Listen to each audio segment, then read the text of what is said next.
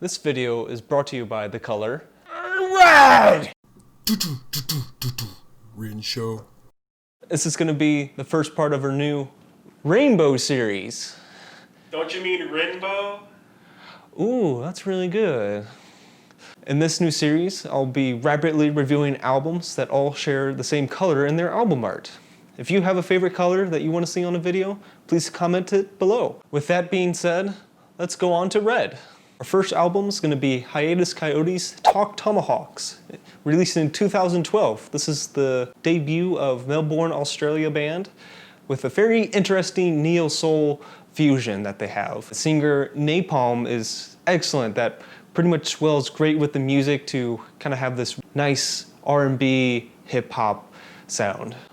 Moving on from that, we have The Witches, Annabelle Dream Reader, released in 2014. This English rock band takes on a nice, grungy Californian surfer music that I haven't really seen before. The band does a great job at mixing grunge rock and Californian surfer music that I had to look up to realize that they're from England. That grungy surfer music sound, Grave Dweller, is a great example of this with the guitars. While a lot of the other tracks have this really nice psychedelic horror punk to them, at least the atmosphere makes me feel like I'm in a dream kind of state. Up next we have Young Fathers, White Men or Black Men 2, released in 2015. And with this album, they have a very unique R&B and hip-hop sound that I don't think I've heard a lot on other hip-hop artists. The group has a unique sound mixing hip-hop, R&B, and soul that always makes you want to return back to it, making the album grow on me, with a lot of the highlights being John Doe, Shame, and old rock and roll that I just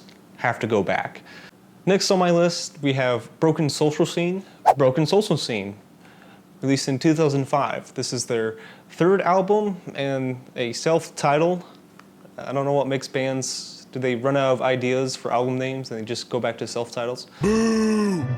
Anyways, this Canadian indie rock band is one of my favorite multi-instrumental band that all the players cooperate really well on it to create these nice, interesting indie songs and ballads that I just fell in love with when I first listened to. And this album has always had a soft spot for me in their discography. Next, we have Churches, The Bones of What You Believe.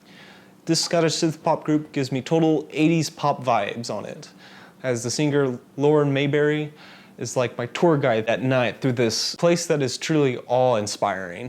And speaking of the 80s, we have Oingo Boingo, Dead Man's Party. This is Danny Elfman's new wave band that I just absolutely love. And this album itself has a lot of good killer tracks like Dead Man's Parties, Fools of Paradise, No One Lives Forever, Weird Science, some great classic hits that I absolutely love. And Danny Elfman, of course, doing the soundtracks for Batman Returns, Nightmare Before Christmas, and Beetlejuice. And speaking of Beetlejuice, we have Harry Belafonte, Calypso. This handsome man has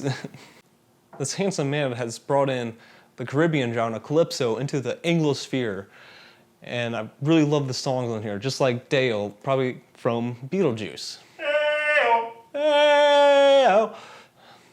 And boy, do I really like drinking rum to this. Moving down on the list, we have The Mansions with Dig Up the Dead from 2011. This Seattle emo rock band is really deep at heart with me.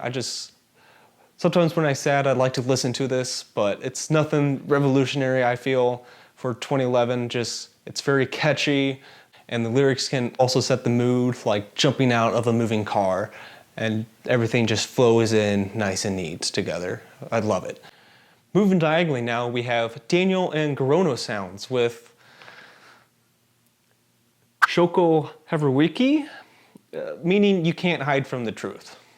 This Zimbabwean Shangura album does have a sad tale from the musicians. The son Isaac is only 11 at the recording and is playing with his dad, who is now blind, and they're busking in the streets just to get by. But despite their hardship, they're able to still create something so beautiful and happy and upbeat that I love listening to. And lastly, we have King Crimson in the Court of the Crimson King. Now, I know a lot of people talk about this, and that is why In the Court of the Crimson Scene is the most popular prog rock album.